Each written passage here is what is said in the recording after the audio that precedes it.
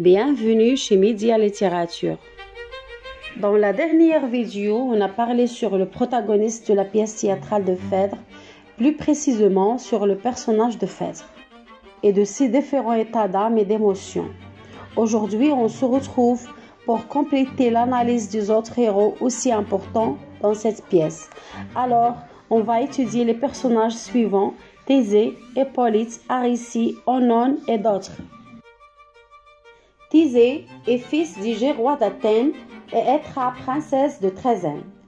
Il part alors combattre les Palantides, les frères d'Aricie, et devient l'héritier du trône d'Athènes. Il a un fils, Hippolyte, puis après la disparition d'Antiope, il épouse Phèdre, dont il a deux fils, Acama et Démophon. Thésée a donc un passé glorieux. La pièce retentit par allusion au récit épique de ses exploits. Ses aventures sont évoquées à plusieurs reprises dans la pièce. Thésée apparaît plutôt un séducteur fatigué, prompt à se jeter dans les bras de son épouse au retour de son expédition. Scène 4, acte 3. Le donjuanisme de Thésée ne serait encore qu'une faiblesse. Thésée est aveuglé et crédicule, capable de revenir des enfers et d'exploits héroïques sans pareil.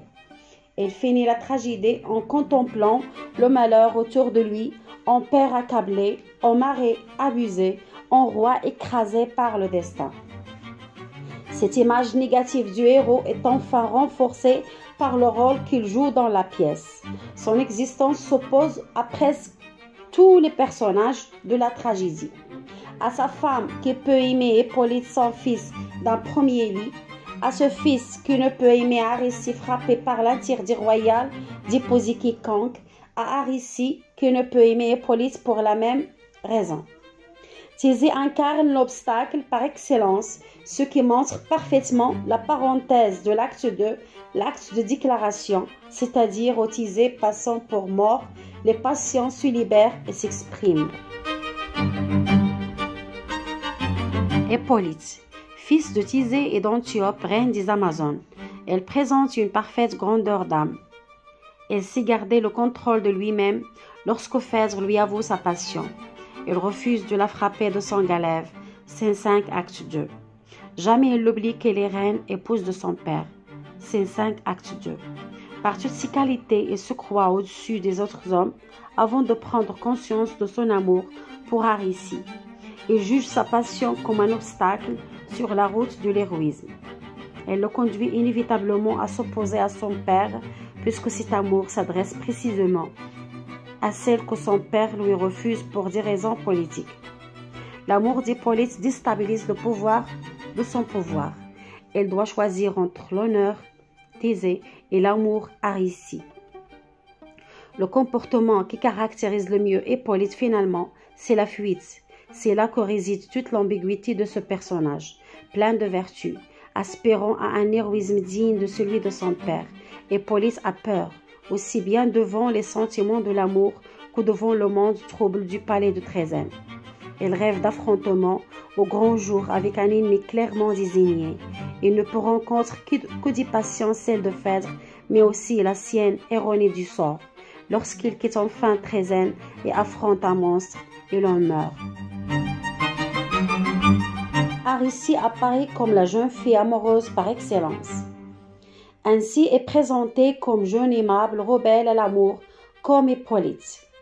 Personnage un peu terne dans sa candeur morale et naïve, elle est victorieuse de sa rivale dans le cœur d'Hippolyte, mais cette victoire fort relative souligne la situation pathétique de Phèdre plus qu'il ne met en valeur Aricie, mais de son amour qu'il s'est partagé.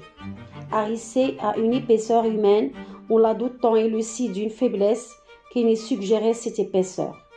S'afferme à mesure que se déroule la pièce. Aricie aime sa gloire.